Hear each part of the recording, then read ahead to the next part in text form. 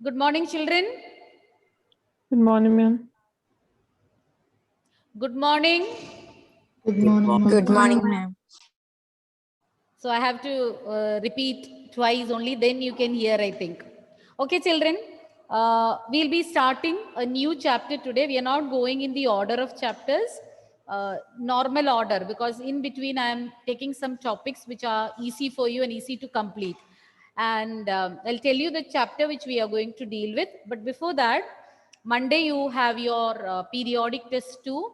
And as you know, the chapter is Morphology of Flowering Plants, and very little you have to learn from that. Very little in the sense that from the entire chapter many topics are deleted and it is reduced to very like a capsule form it has become now. So don't miss any line. You can expect a floral formula, floral diagram, just like in the class I had asked you to write down the floral formula based on the information given that you can expect. And so many terms are there, even though the topic is reduced or the chapter, so many topics are deleted, still so many terms which are which you have learned for the first time are included in that, like epiphyllus, epipetalus, gamosepalus, gamopetalus, apocarpus, so many terms. Perigynous, hypogynous, axile, parietal, basal. So many types of placentation, arrangement of flowers, aestivation, all that are included in that chapter. So be thorough with all the terms. You will have 10 multiple choice questions. I've given options for the multiple choice questions. So then 10 questions will be descriptive type. You will have 2 questions carrying 3 marks and 2 questions carrying 2 marks. So 10 plus 10. So 10 objective type and 10 descriptive type, and under descriptive type 2 3 marks questions and 2 2 marks questions. So prepare well. Only very little in the sense that the entire chapter you don't have to learn. So please be thorough with all the terms. Start your revision early, not on the previous evening of the exam, because then you can't recollect. You can't remember all the terms. It is very confusing. You need to have repeated learning. Otherwise, definitely you're going to forget. Not just once, at least thrice you should revise the chapter if you have to memorize all the points and write it down without any confusion. Agreed? Agreed, children? Yes, ma'am. Okay. So I can expect good marks for everyone. And it's not, as sir told, it's not conducted using Google Forms. Not only for you, anyway, for you, descriptive questions are there, but for other classes also, pen and paper test. You are just getting the question and you're writing down, even if it is one words, you are going to write down in a paper. And please be sincere to yourself, first of all, then to your teachers and parents, because if you have to be happy after seeing the marks, you should be sincere. If you copy, if you do some malpractice and then scoring the marks, it's of no use. So please keep that in mind.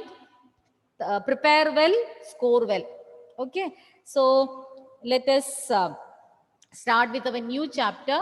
So in animals, you have learned that there are some chemical messengers in your body, in our body. Some chemical messengers are there which will carry out specific functions in our body.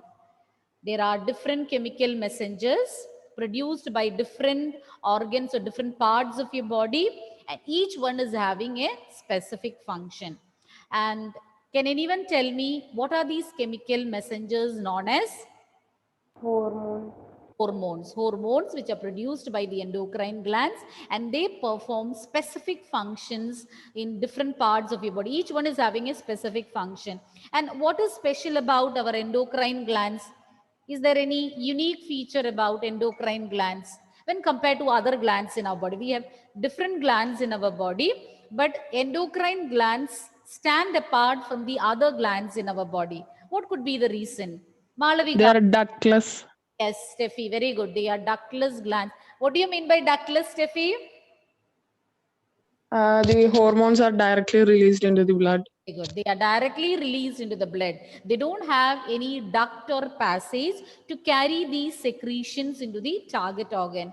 So hence we call them as ductless glands or endocrine glands. And at the same time, we have exocrine glands also, like salivary gland. They produce saliva, but we have salivary duct to carry this secretion. Then liver produces bile. Bile will be carried by the bile duct. Pancreas, pancreatic duct. So at the same time, you should remember that pancreas has got both exocrine and endocrine functions, because pancreas produce pancreatic juice for digestion, which will move through the duct, that is pancreatic duct. Whereas it can produce hormones like insulin and glucagon, which are not having any ducts to take it to the target organs. Those will be directly released into the blood. But our topic for today is not hormones present in our body, but the hormones which are found in plants. Even in plants, there are different hormones which will carry out different specific functions in their body. In class 10, you have learned about plant hormones or phytohormones. Hope you are remembering in the chapter Control and Coordination, you have learned about phytohormones or plant hormones, and you learned about 3-4 of them. Can anybody tell me the names of the plant hormones you have learned? Nobody is remembering? Auxin, Yes, auxins, cytokinins, kinins, gibberellins. abscisic acid. Anyways, good.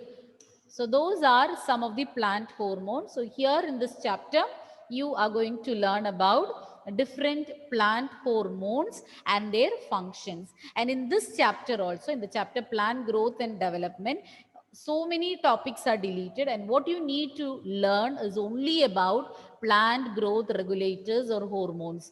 So those topics which are coming after and before that in that chapter, you don't have to learn this year.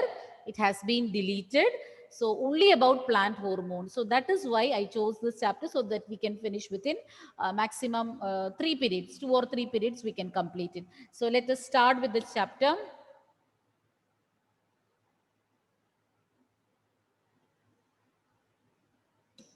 Okay, Steffi, I got your message.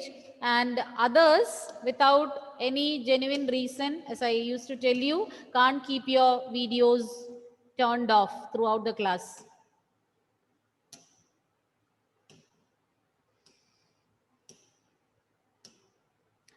Plant growth regulators. We call it in abbreviated form PGR. Plant hormones or phytohormones, all are same.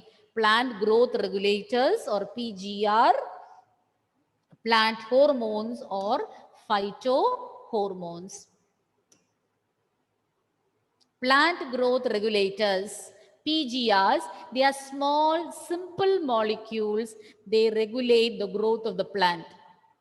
So just like hormones carry out different functions in our body, plants also have some growth regulators, and they will regulate plant growth. So this plant growth, different areas are there that we'll be seeing. So in plant growth, the different aspects of plant growth will be regulated by different hormones.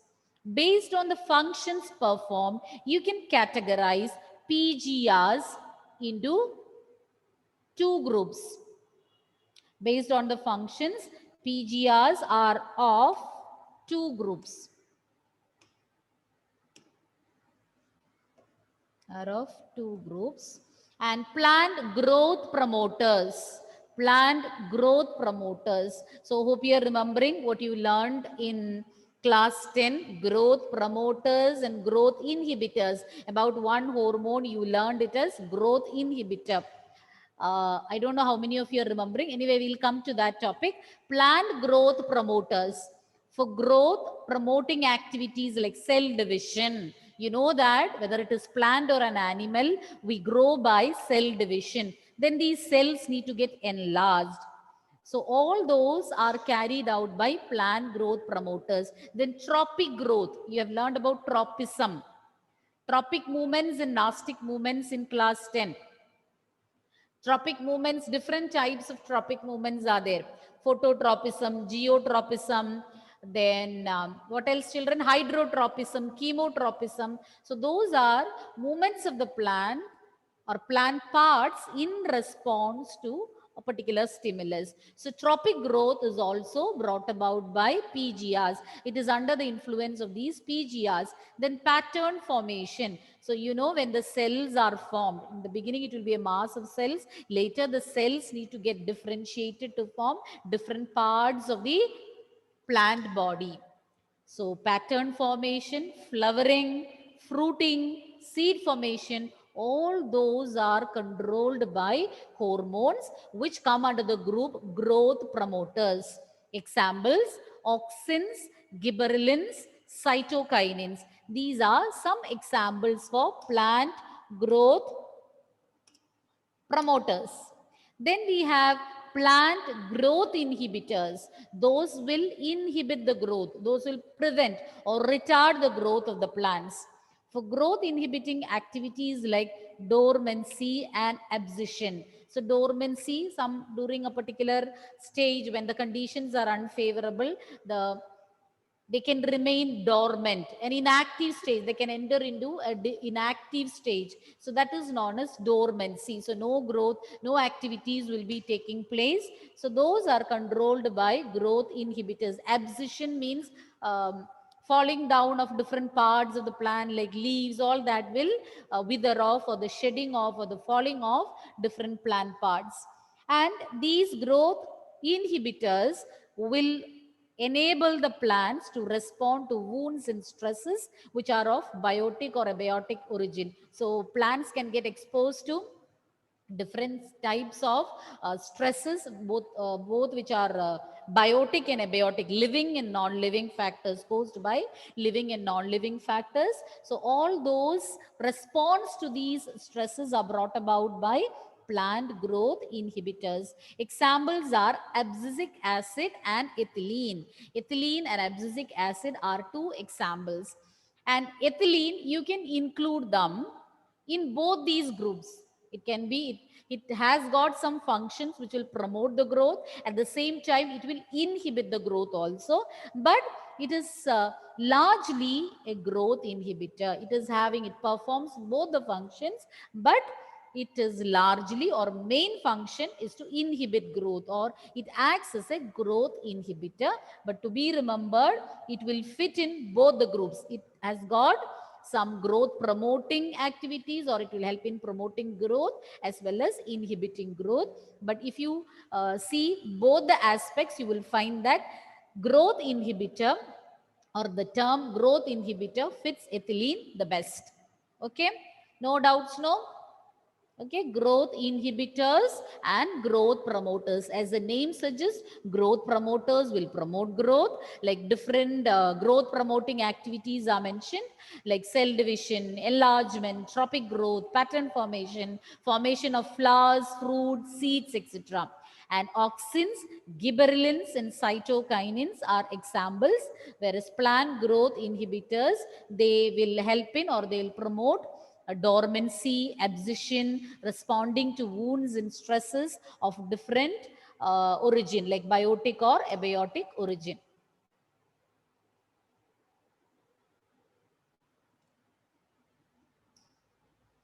First, we will learn about auxins, a very important hormone which carries out different functions in a plant. Charles Darwin, hope you are familiar with the person. Who is Charles Darwin? How is he famous? Theory of evolution. Huh? Children, you didn't take your break. Theory of evolution. Yeah? Yes, ma'am. You were about to say something. How do you know him? Charles. Theory of evolution.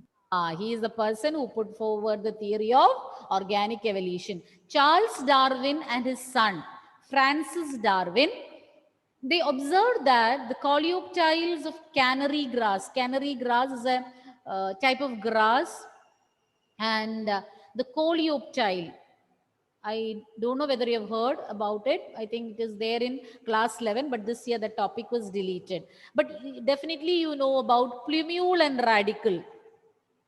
Coleoptile you haven't heard about, but plumule, what is plumule, children? Plumule, radicle, 10th standard learned. This you cannot deny because presently I am teaching this chapter in 10th. Plumule, The rad- part which grows out from the seed is Yes. plumule. repeat. The part which comes out of the seed and grows towards sunlight. But can you specify what is the function of this plumule? In future, what will that become? Plumule and radicle, they have got definite functions. And these, Baby shoot. Shoot. whatever you learn in a particular class, don't leave it there. You have to carry over that. And plumule will grow into a shoot of the plant. Ah, And it will grow to a root. which one? Plumule is shoot. Ah. Radicle is root. Call it as a future shoot, which will develop into the root system. You find both these structures in a seed. Inside the seed, cotyledons are there. Then you have the embryonal axis. On either side of the embryonal axis, you can see structures like this. And the upper part, you call it as plumule. And the lower part, you call it as radicle. Not radical, which you have learned in chemistry, radical, and that will develop into root system. It's a future shoot. And why I mentioned about plumule and radicle is because coleoptile is a protective sheath covering plumule, and radicle is also having such a protective sheath. You call it as coleorhiza. So coleoptile is a protective sheath which covers and protects the plumule, the growing shoot. Okay. And they found that the coleoptiles of canary grass, they responded to unilateral illumination. What is meant by unilateral illumination? Let it be a wild guess, children, no problem. I don't want to speak alone here. Anybody, unilateral, uni word meaning, lateral word meaning, and illumination, you will get the answer. Let your brain work. Ray of sunlight. Punya, uni means what? One. Lateral means what? Straight. Huh? Side. Laterally, something is present laterally means what? On the side. Unilateral. Illuminate means what? Not Illuminati, but illumination means what? Brighten. Illuminate means to brighten. Illumination, light. It's related to light. So unilateral illumination. Now can you put it in a sentence? I gave you the meaning of all the three terms. This also you have learned in class 10 with a picture that not Go towards the light. Yes, Gayatri? Going towards the light. But I'm asking the meaning of the terms unilateral illumination. Illumination from one side. Am I right? Unilateral, just from one side light is entering. So in 10th standard, you have learned an experiment to demonstrate phototropism. A plant is kept in a closed cardboard box or in a dark room where light is entering only from one side. And you can see the plant or the stem will bend and grow towards the source of light. Are you remembering the picture which you've seen? If not, if you have your 10th standard textbook, you can refer it today. So coleoptiles of canary grass, they responded to unilateral illumination. So the coleoptiles of this canary grass, it's a protective sheath covering the plumule. They responded to the light coming from just one side. How did they respond? They started growing towards that light source. Light was coming only from one side. So they responded to that particular side. It was concluded that the tip of the coleoptile caused the bending of the entire coleoptile. So you can see in the picture, so to which side the light is coming, to that direction the coleoptile was bending. So they assumed or they understood that it is the tip of the coleoptile. When the tip of the coleoptile is bending, it made the entire coleoptile to bend towards that side. Ma'am, what is coleoptile? Your connectivity had gone, Steffi, in between. Yes, ma'am. Okay, coleoptile and coleorhiza, these are the protective sheath which will cover the plumule and radicle in the embryonic stage. Plumule is the future shoot. Plumule shoot, future shoot, and radicle is the future root. And covering the plumule, there is a protective sheath, and you call it as coleoptile. And similarly, we have one covering the radicle also. You call it as coleorhiza. If you check the structure of seed in morphology of flowering plants, you will see these terms. That topic is deleted this year. That's why we did not cover it. So coleoptile is a protective sheath covering the future shoot or the plumule.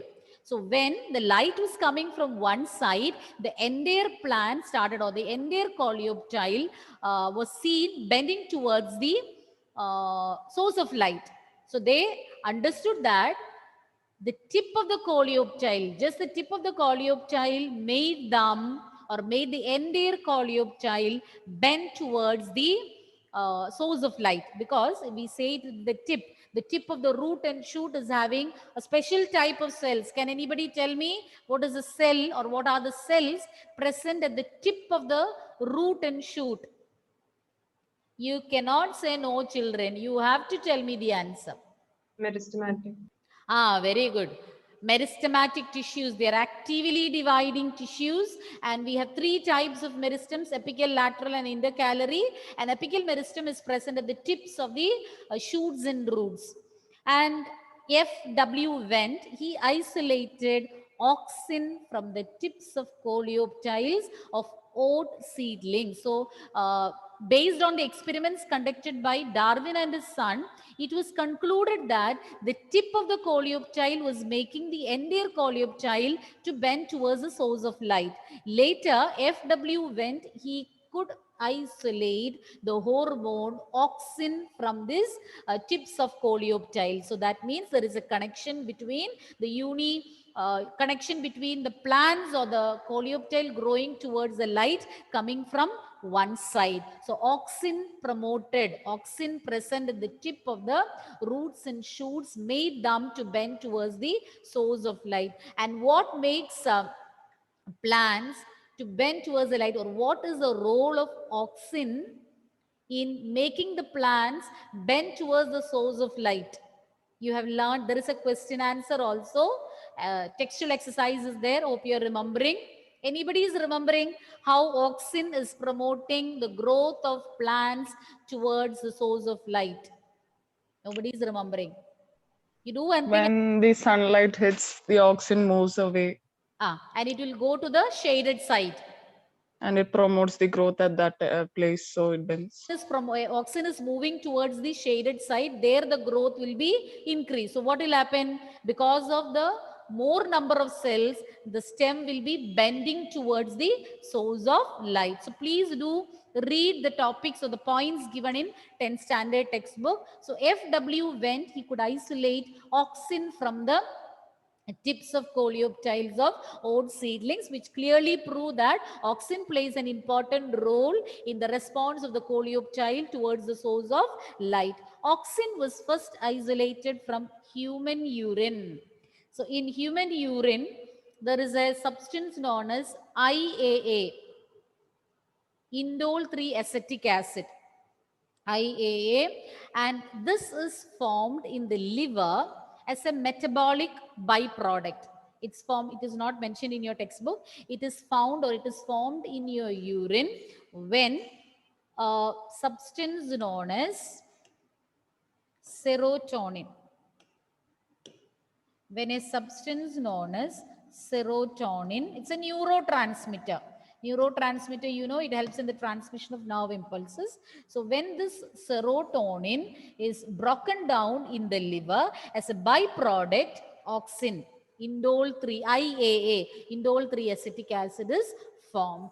So, and it will be excreted through the urine. That is why in human urine, the traces of auxin was found out. It can be asked for objective questions. From where was auxin first isolated? Auxin was first isolated from human insulin. Auxin, different types are there with more or less with by different names like natural and artificial auxins are there. You'll be learning about the names of all that. Auxins produced by the growing tips. Apices means the apex, the tip of the stems and roots. So first it will be produced at the tip, and from where they will be migrating or moving towards their area of action. So production will take place. Auxin will be produced at the tip of the roots and shoots, and later from there they can migrate, they can move towards, or they can be transported towards other areas where they need to, or where their need is there, or where auxins are required. So it is produced at the tips, and from there they'll move to their target organ, so to their area of action. Now functions: initiate rooting in stem cuttings for plant propagation. You know that as part of vegetative propagation, you can use stem cuttings to raise a new plant. So when stem cuttings are planted in the soil, the root should be formed, and this rooting, formation of roots in the stem cuttings is brought about by auxin. It will help in the flowering, for example, pineapple. Then prevent fruit and leaf drop at early stages. So in some cases you can see in the growing stage itself, the leaves and the fruits can fall off. So this hormone will prevent fruit and leaf drop at a very early age, and it will promote the abscission of older leaves and fruits. Definitely it is preventing fruits and leaves to fall off in their tender ages or in the early stages. But on the other hand, if the leaves are older or the fruits are completely formed or matured enough or ripe enough, it will promote the abscission or falling off the older leaves and fruits. Both are essential. So if the leaves are older, it has to be, or these leaves should be withered off. It should fall off. So leaves have to be withered off, and if fruits are ripened, it has to be removed of that, also should fall off from the plant. So it will promote the abscission of older leaves and fruits, at the same time prevent the dropping of or the falling of fruits and leaves at early stages. Induce parthenocarpy. We learned about parthenocarpy this year, children? No. Have you heard about parthenocarpy? No. Okay. So parthenocarpy is a method of formation of fruits without fertilization. No fertilization. You know that normally fertilization takes place, and once fertilization is completed, ovary becomes fruit and ovule will become seed. But without fertilization, fruits can be formed. So you will be learning about parthenocarpy in class 12. Okay, parthenocarpy is a method of formation of fruits without fertilization. So this will promote. So parthenocarpy is under the influence of hormones. So auxin is an important hormone which plays a very significant role in inducing parthenocarpy. And it can even be used as herbicide, just like pesticide, insecticide. Herbicide means the chemicals used to kill herbs in the sense that, you know, there are different herbs which act as weeds. You know, weeds are unwanted plants growing in the field, and if weeds are present, they'll compete with the main crop plants and take away all the nutrients, and the main plants cannot grow properly. Definitely it will affect the yield, and the farmer can land up in loss, or it can even result in crop failure. The expected yield may not be produced. So it is very essential to remove them, but at the same time, as far as possible, we need to avoid all these chemical pesticides or herbicides or whatever it is. Okay, but still at times we will be compelled to use all these herbicides. And one example, this you have learned in class 8. where you're learning about crop production and management, different stages you're learning. There one topic is there, adding, removing weeds or weeding. One topic is there. Under that, you're learning about 2,4-D. 2,4-D is a commonly used weedicide or herbicide, and this will kill the dicot weeds. But at the same time, it will not affect monocot plants. So it is safe to use in paddy fields or wheat fields. You know, paddy, wheat, all those are monocotyledonous, or they are monocot plants. But the herbs growing in the field are dicots. So these are specific in their action. And when these herbicides are sprayed, they'll specifically kill, destroy all the dicots without causing damage to the monocot plants. And this also is useful in preparing weed-free lawns. So for decorative purpose, you make lawns in front of our houses, then in hotels and maybe some auditoriums. So we make lawns, and the sight of lawns are very soothing to your eyes. So in such cases, when you have to make weed-free lawns, in between the grass there in the lawn, if weeds are growing, that is very, it looks very awkward. So in order to provide or to make weed-free lawns, 2,4-D can be used. And now you might be thinking, why when we are discussing about auxin, we are mentioning about 2,4-D. 2,4-D is also a type of, it's a synthetic auxin.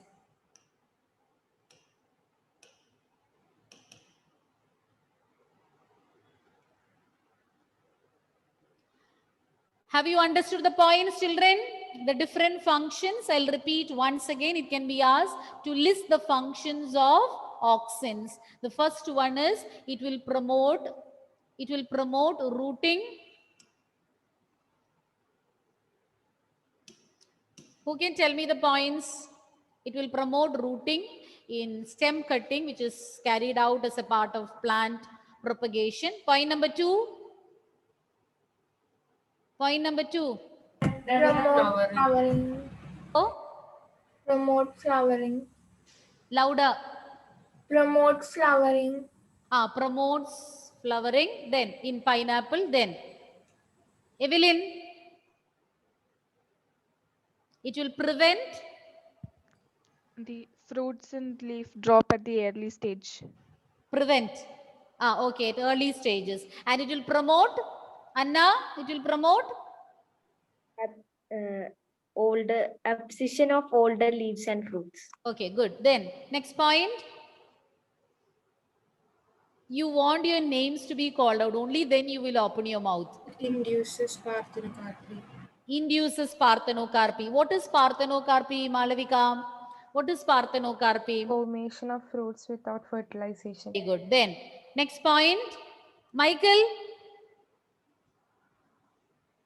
Michael, can you tell me the next point?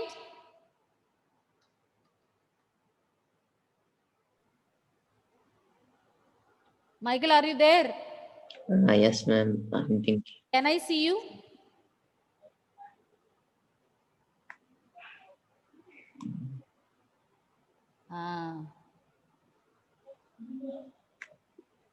Who can help him? Nevin? Ma'am. Next point.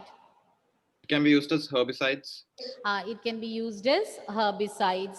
So one example for that is, Rijas, one example for a herbicide. 2,4-D. 2,4-D, and it is useful in removing weeds from the fields. And what is special about this particular herbicide 2,4-D? I told one unique feature of this weedicide. Sharon, can you tell me what is special about 2,4-D?